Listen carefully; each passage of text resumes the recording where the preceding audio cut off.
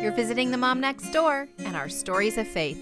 I'm glad you dropped by for a visit. Please stay a while and hear what the Lord has done in the lives of moms just like you and me.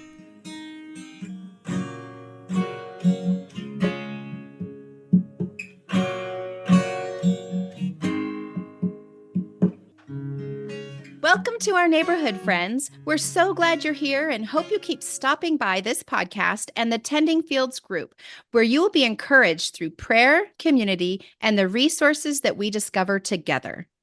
I think most of my listeners are moms, and that you would agree we've got a lot going on. The demands on our energy can really bog us down. And so today I invited Jennifer Sakata to join us and share what she's learned about living a grace-filled life. If you've lived in a church community for a bit, you know the word grace is tossed around a lot. And I'm hoping, Jennifer, that you can help us understand that word a little deeper and on a practical level. I'd love to hear how your journey of grasping with these truths has affected your life. And so tell us a little bit about yourself and your family and all the things. Well, first, Pam, thank you so much for having me. It's been a long time that I've been watching you and following you, and it is an absolute honor and privilege to be here with you and your listeners today. So thanks for having me. Sure. So I am wife to Craig. We just celebrated 18 years just last week, actually, and mom to two Earthside boys. We have a 15-year-old Ethan and a 13-year-old Seth, and they are very actively involved kiddos. They are in sports and music and education and all the things. So I spend a fair bit of my time in the mom-mobile, traipsing around, following after them and creating memories. We have a very full life here, as I know you do in your home as well. But it is also a life that has been our learning ground for grace, truly. Yeah. We hear about grace all the time, right? But what is grace really? A lot of times I feel like grace is this Sunday morning concept that we hear about from the pulpit, but then come Monday morning, what happened? Where did grace go in my everyday lived experience? And so I'm thrilled to be able to try to share a few stories that might help us understand grace a little more, and more importantly, help us to live grace in our ordinary everyday lives, because I do believe it's God's greatest gift to us. Yeah, this big concept. It's a big concept. It is. I wonder if you can break down the two words, grace versus mercy. Yes, grace and mercy. That's a great question. So mercy is the act of letting go. So I don't know. I suspect we're probably in a similar generation. And so we used to play this game called Mercy. And two people would latch their hands to one another, and one person would try to overpower the other person's hands. And whoever was stronger would use all of their might to push the other person's hand back. I don't know why we called that a game. It's horrible. But the weaker person, if you would holler mercy, and theoretically, the person with the power would let go and release. That's ultimately that feeling of being let go when somebody could keep going. That's mercy. Grace comes after mercy. So when I think about the distinction between them, I think about how mercy is what moves us toward the other person. So where mercy releases, grace is that welcome. It's the undeserved welcome. It's the favor. It's the belonging. It's the demeanor in the voice that says, I choose to welcome you into this space, even though you may not deserve it. And so they are related. And I think the Bible clearly testifies to that. And we need both of them. But in my mind, grace is in particular that forward moving action that is welcoming and embracing. That's what allows us to start again and to restore and to build again. I like those definitions. I don't think I've ever heard it described quite that way before. So thank you. Well, you're welcome. And I don't recommend you play that terrible game called Mercy, because it's really not much fun. It's but it is a good visual. I remember playing that when I was a kid. Mhm, And mhm. it's like that when you finally call for mercy, it's this desperate, like, I give up. It That is. hurts. It is. And I had a friend growing up who was not very kind at it. I would holler for mercy and she would keep going for more. And that's the Mm, exact opposite of grace, right? Mercy is the release, but grace is that next step, which says, not only am I going to let go, but now I'm going to do the work of coming towards you, of rebuilding, of starting again. mm, And so, anyway, that's always been such a poignant image for me of what hmm grace feels and looks like. I'm a real tangible person, and seeing that actually, yeah, I'm gonna have to soak on that a little bit because I think that's a good Good. visual. Yeah, Great. yeah. Good.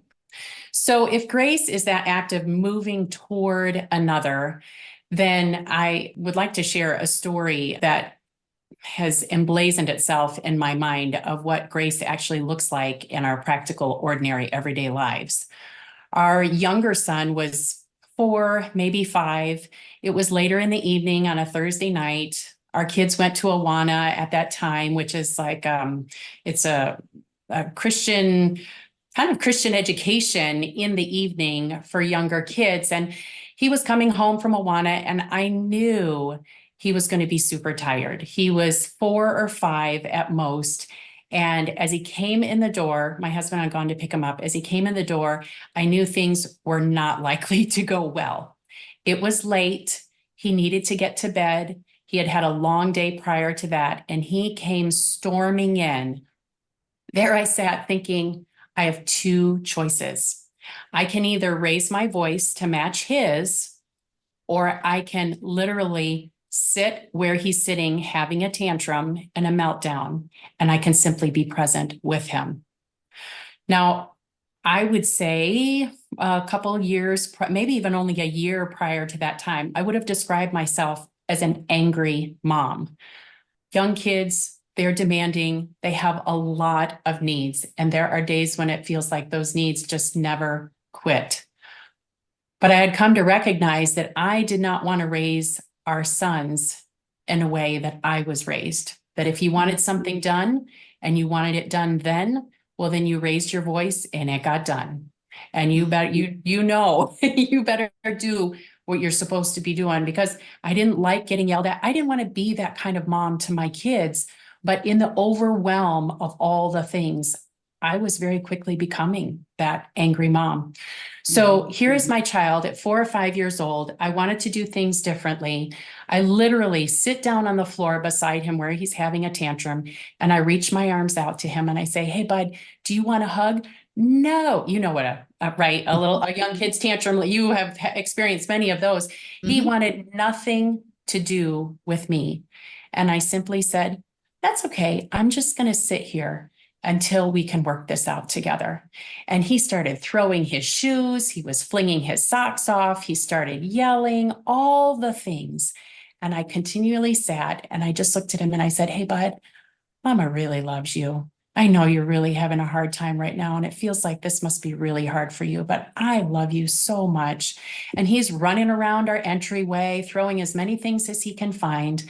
And I looked at him again and I said, "Do you need a hug? Do things feel really hard for you right now?" He said, "Yes, I do." And I went to hug him thinking, okay, great, we've landed. We're going to hug it out. He's going to go to bed. I'm going to have a break. All is well. Well, the moment I started to hug him, it felt to him like a straitjacket. And he immediately started squirming. He started yelling again and all the things. I said, "That's okay, bud. I'm going to sit here. I'm going to wait with you until you're ready." And literally, that's what I did. Now, a couple years before that, I would have pushed him along, raised my voice, told him it was time for bed, felt terrible and regretful of the things that I had said after I kissed him to bed at night, and then went downstairs wishing I had done things differently. But this night was different. Eventually, he picked up his shoe, he brought it over to me, and he sat himself in my lap, and he just started sobbing. That's what grace looks like. It's being present with someone, no matter what they're throwing your way, no matter what they don't know how to process, no what matter what they don't have the capacity to undo for themselves. And that's what God does for us, right? He comes and he sits alongside us while we're throwing our shoes and flinging our socks and saying words that we're going to regret later. And he says, we'll work this out together for a little bit. And so the practical part of grace, I think so often it simply requires us to slow down and to recognize and acknowledge what's going on in the life of the person in front of us. Rather than demanding that they act a certain way or do a certain thing, it's slowing the pace to hear what's actually going on in their heart. And for my son, it's that he was tired. He was overwhelmed and he needed a safe place to land, as unbeautifully as it was in that moment. But he needed me to be that safe place to land. Now, the truth is, I'm not always that safe place to land. There are many times when I've raised my voice and regretted the things that I've said. But in those spaces where I can slow myself down, I have noticed that my children tend to take that cue and they can then slow down to figure out what's really going on in them. And as we sit together in it a little while, he begins to unwind because I haven't gotten wound up, if you will. I've stayed that steady space for him so that he can then figure out where he is and where he wants to go. And how much easier it would be for us to understand grace when we don't just see it as a church word, but as a practical living out life day to day, and to see how how that works on relationships in our home. And then to see that's the way God works in our lives too. It is so true. There's another image that I think of when I think about grace. So you probably remember the Charlie Brown episodes, and there'll be some dialogue, and all of a sudden the narrator comes in and you hear wah, wah, wah, wah, wah, wah, wah. And I think we think of experience grace sometimes like that, right? That Sunday morning, or we might be reading in our Bible and we read the word grace and it's that wah, wah, wah, wah, wah, grace. We know it's important and we know we should pay attention, but it's muffled by the things in our lives. We've got a deadline to meet. The kids are throwing a tantrum, or if they're older, they're running out the door. Oh, mom, I forgot to tell you that I need 24 snacks because we signed up for treats back in September. That literally happened this morning. So I was at the store before this conversation.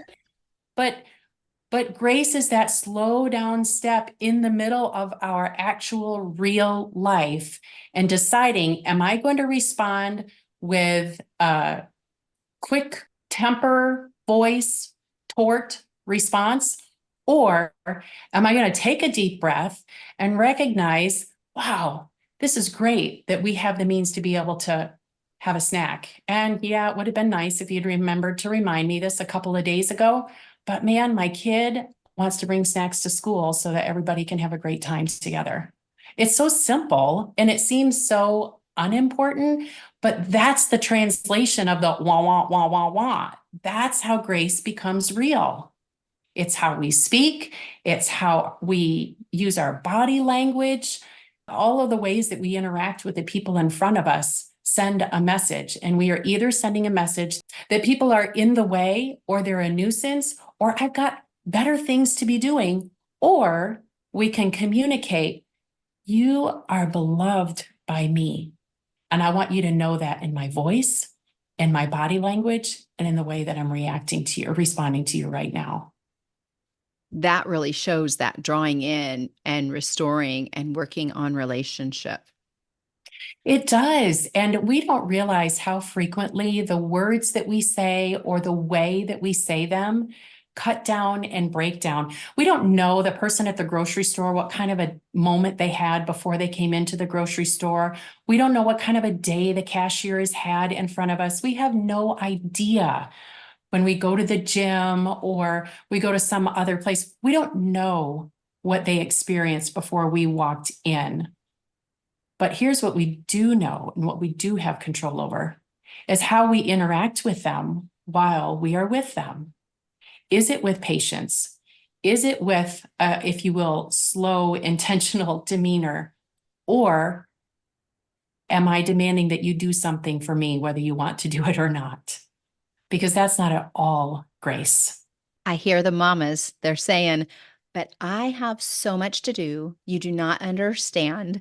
I am so busy and I don't have the freedom in my schedule to just sit down and sit with somebody. When I go to the grocery store, I mean business. I got to get in, get out.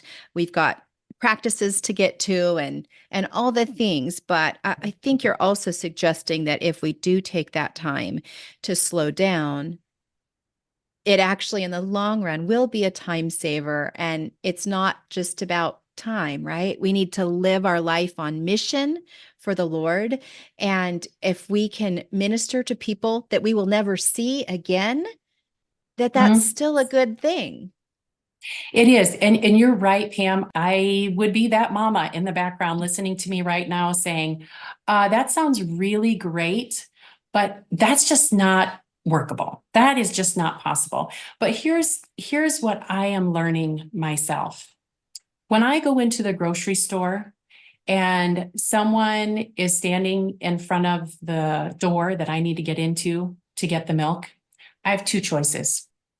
I can either say, excuse me, and I can barge my way in, or I could not say, excuse me, and just barge my way in. I'm never going to see them again. Or I can take a moment to wait and I can observe them. Essentially, it becomes an opportunity for me to pray for that person. And I know it sounds so cliche and it sounds like such a Christian-y thing to do, but why were we created? We were created to glorify God. And that doesn't check itself at the grocery store as we walk in the door. We were created as a people to reflect God's image. Well, our image has been tainted and broken because we are a sinful people. We are impatient. We are unkind. We are demanding. We want the things that we want when we want them and how we want them. Well, God's solution for that is grace. And if we want to become a kinder, gentler, more grace filled people, then we have to practice it in the little things, like waiting for that person who feels to you like they're taking too long to decide which kind of butter they want. Another place I find that to be very practical is that our kids are actually watching our interactions at the grocery store or in a conversation with their teacher or in a conversation with another parent at a ball field. So if we can take that step back and recognize what's at stake in living a grace-filled or a grace-less life, I think it reorients our priority and our perspective. So if I'm sitting in the baseball stands and I have nothing kind to say about the umpire and his calls, what is that modeling for my kid who overhears me talking about what a terrible call that was? Well, what would Grace expect of me for that? Well, Grace would recognize, yep, there's some pretty bad calls there. It acknowledges there's a bad call there, but he's been there for a really long time. He's really given his best. And does it really matter at the end of the day? So I think what you're giving us is permission to slow down. It's okay Yes. to not have to just keep moving. And, I in my mind, do you remember these steno notebooks growing up? It was a little flip spiral Yes. notebook, and there Mm-hmm. was a line down the center, and you could have two columns, right? Mm-hmm. So Mm-hmm. I could imagine my to-do list on one of those steno notebooks, and on the left, I have the practical life skills, tangible things that I must do. That's like Pam's to-do list. But then on the other side of that list, there's what God has planned for me to do, right? And now I think we can compartmentalize and see those things as very different columns. And by living a grace filled life, we can instead integrate those together to see that here's the things I think I need to get done in my practical parts of life, the childcare, the relationship building in my home, the ministry outside my home with my community and all the places. And those seem like they take the top priority. And those are important things, but we can integrate our faith in that and let God's purpose to prevail in that because he wants to do something in our lives and through our lives as we live day to day.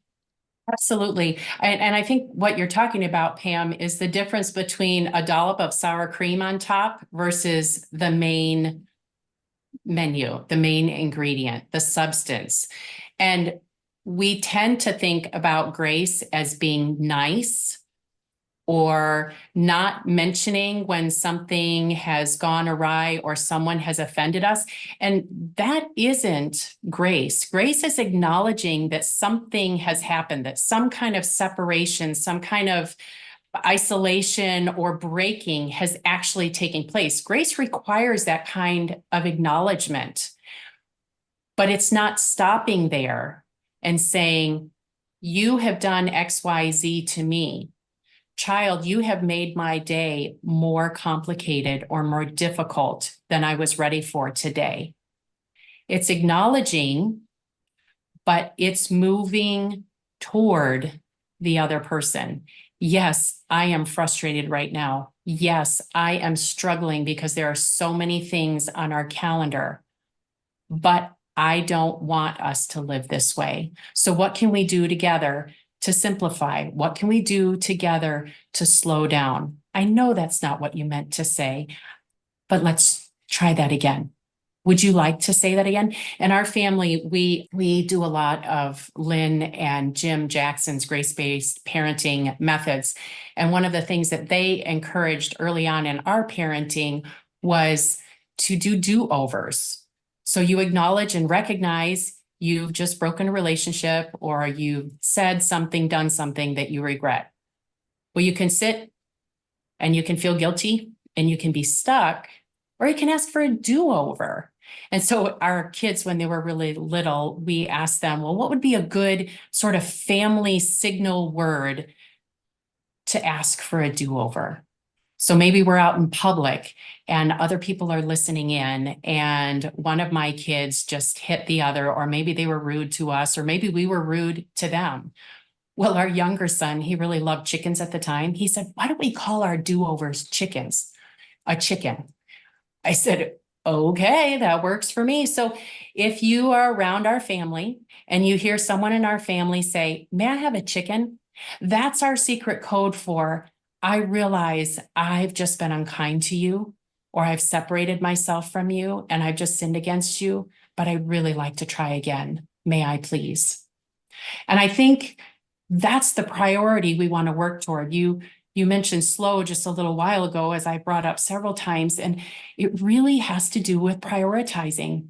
I'm a really full-plated mom as well, and I'm sure that many of your listeners are too. But we have to decide which is more important.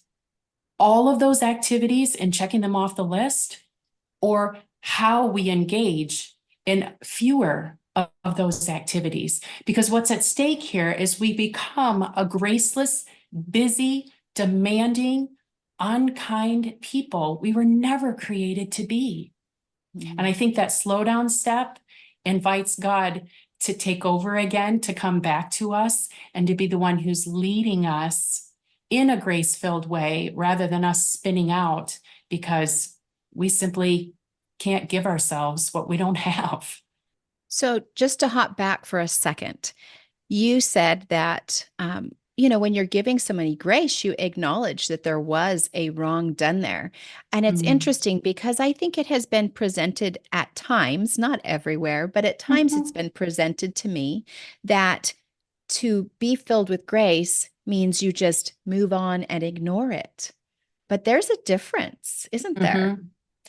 There is. That brings to mind, let's see, where is it? In Matthew 18. So that's a passage that's probably familiar to a lot of us. The one that we quote often we quote out of context, honestly, the Matthew 18, where it says, wherever two or more are gathered, the Lord is there among them. Well, the context for that passage is where Jesus is talking about what to do when a believer is in the middle of sin. And he provides a method. And at the end of his description, he says, treat that person, some versions say, as a pagan. In other words, treat that person as a person who doesn't remember God, who doesn't know God yet. And then the very next part of that passage, Peter then asks Jesus and says, well, How many times should I forgive somebody then? And Jesus says 70 times 7. And there is, I'll get back to your original question, but the point to this is Jesus' response to Peter is to say, you keep forgiving until you've stopped keeping track. Mm. It's not a mathematical equation that Jesus is calling us to. He is calling us to this everyday, ordinary act of forgiving and restoring again and again and again and again, because that is the way that God responds to us. Mm. Now, back to the earlier part of the chapter where Jesus says to treat him like an outsider or treat him like a pagan. The whole purpose of that is for restoration. The purpose of that is so that that person would be brought back to who God is, what God's like, and who they are called to be and what they're called to be like. So Jesus, in that passage, he's not saying, forever walk away from people who have sinned against you. He's saying, do the active work of forgiving, because in that process of forgiving and restoring, we bear light to who God is. Now, does that mean that we allow them to walk all over us and keep doing those things that separated them from us or us from them in the first place?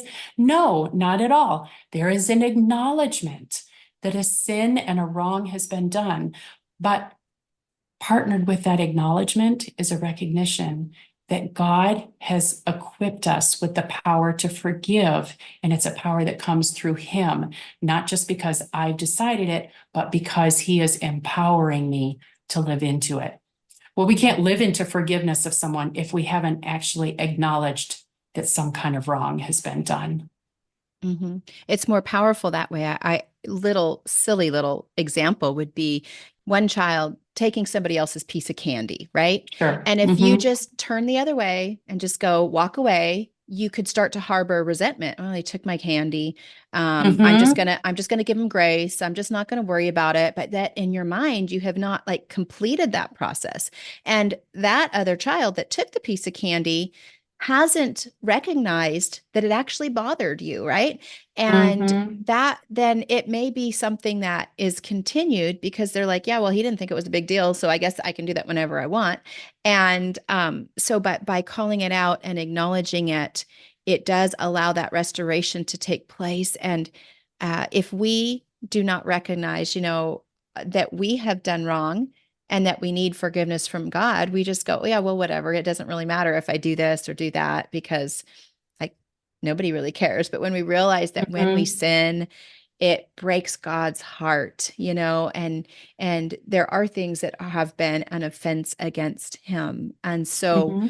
when we acknowledge that and hear him say, you're forgiven anyway, that's so powerful. It is. There is such freedom in that. And ultimately, that is the definition of grace. It is that favor that comes to us, not Mhm. because we've earned it or deserve it, but because he has chosen to grant it, Yeah. period. That is the work that Jesus did on the cross. And here's the other thing about that, Pam, that I have had to keep in my mind as a mom a lot. We tend to think about the work that Jesus did on the cross for the big things, right? David's adultery with Bathsheba, or Saul running after David to kill him, the big sins of the world. But Jesus died on the cross for the kid who stole another kid's candy, right? Right. For the brother who retorted back and said very unkind and mean things to his younger brother, or vice versa. Mhm. Jesus died on the cross for that as much as the big things. And that's why I think it's so important that we get this grace thing figured out, that we learn how to receive grace so that we can then give grace. Because without it, there's isolation, there's separation, there's brokenness. And we were not created to live separate from God or to live separate from one another. To give grace and to receive grace. Those are two separate practices, aren't they? They are. And Mm-hmm. even at that, there's another one that's kind of cloaked in being that I think sometimes the hardest person to give grace to or receive grace from is ourselves. A lot of mommies are saying, yeah, that's me. Like when you Mhm. see another mom struggling and she's been up all night, or she forgot to buy the snacks that she was supposed to bring to the team party, or, all the things, we so easily give grace to another Mhm. mom, right? But then Mhm. when it's us, we don't allow ourselves that grace, and it's hard to accept it. Have you got an encouragement for our hearts about that? Do. And I can so relate to that. I mentioned earlier that I could see myself becoming the angry mom that I didn't want to be. And you can imagine the shame-filled voice that kept telling me, you should know better. You can do this better. You've been a Christian for a very long time. How dare you speak to your children that way? So I think we know that voice really well. For me, the change came when I literally began to immerse myself in who God sees me to be. And one of the first places I went was Psalm 139. Many of your listeners have probably read it many times, but try reading it this way. In the places where it says, you formed me and you created me, put your name in those pronouns and literally hear yourself speaking the hope and the promise of Psalm 139 to you, personalized with your name. Literally, that's what I started to do.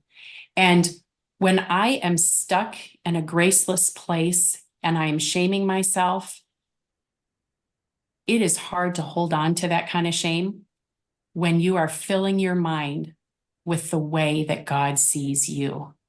Mm, God sees me as precious, as beautifully and wonderfully complex. That's a compliment. And when you hear your name connected to that compliment, it has a way of releasing those shame-filled thoughts that say, I should have done better. I should have known better. And so for me, a big part of showing grace to myself was literally immersing myself in the truth of the word, because the enemy spends a lot of time filling our heads with lies and things that are not true about other people, but also about ourselves. And we cannot give grace to other people if we have not accepted it for ourselves. mm, So as I sat on the floor with my I think he was 4, as I sat on the floor with my 4-year-old boy, part of that process was acknowledging I would have blown this a couple years ago. In fact, Lord, I did blow this a couple years ago. So will you help me do this differently? And that's all he asks of us, is to ask for his help. That's all that's needed, right? That passage in Matthew chapter 11, come to me, you who are weary and carrying heavy burdens. I love the way Eugene Peterson puts a little later in that verse. He talks about learning the unforced rhythms of grace. Well, in order to do that, we have to bring ourselves to God and ask God to fill us. That's the work we need to prioritize and put our energy into, rather than shaming ourselves for all the things that we've gotten mm, wrong. He's not surprised, right? God mhm, doesn't get put off by our sin or our brokenness. He knows exactly the shape and the form of it, but he also knows exactly the shape and the form of his solution for our sin, his son, mhm, Jesus, who died on the cross, not for just the big things in our lives, but for the little ones too. So mhm, yeah, for me, making that journey toward grace to myself is absolutely critical for being able to extend grace to the people around me. mm. We could keep talking on and on and on. I already know this, but it's probably a good time for me to tell everybody that you actually have launched a podcast recently. So, what is the name of the podcast? It's called Living the Grace Life Podcast. Okay, and they can just find that on wherever they are listening to this. And guys, while you're looking that up to follow Jennifer, please take a second to give me a little review on my podcast. If you have been blessed by hearing this interview and the ones that have been going out for the past, wow, 4 years almost, take a Oh, second to leave a review and some stars and all that. But then go follow Jennifer. And you're also on Instagram. I am. I'm probably most actively involved on Instagram. You can find me at Jennifer Sakata. I also do spend some time on Facebook, and I have a website, jennifersakata.com, and I would love to be in touch with you there. I am a speaker and podcaster and author, so there are lots of ways we could connect, and I would love for your listeners to reach out. I'd love to get to know you all. And the other place you could find Jennifer is in the Tending Fields Moms group on Facebook. And on Tuesdays, I try to do a little bit of a throwback to what we talked about over the weekend with the podcast. So please come join us over on that. You're going to find the links for all of these things in the show notes. So it's just a click away. And Jennifer, why don't you close us out in a word of prayer today? I would love to. Thanks, Pam. Kind and gracious God, I thank you first for this opportunity to have a conversation with Pam. I thank you, God, for the ways that you have worked to her and through her and with her to reach so many other moms who, like me, are looking for a place to grow in their connection to you and connection to one another.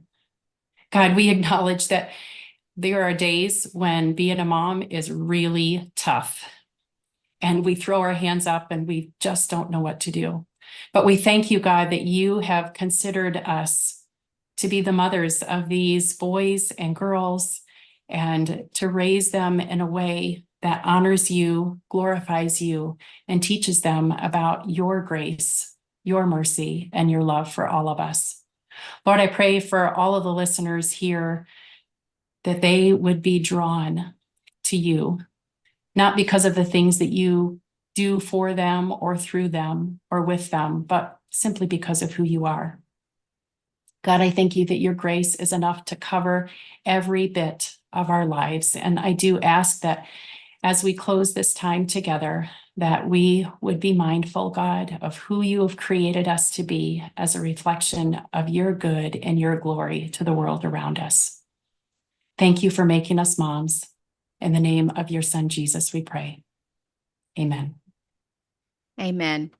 Well, thank you for being here with us today. And boy, ladies, we have some great opportunities in front of us to practice this grace-filled living.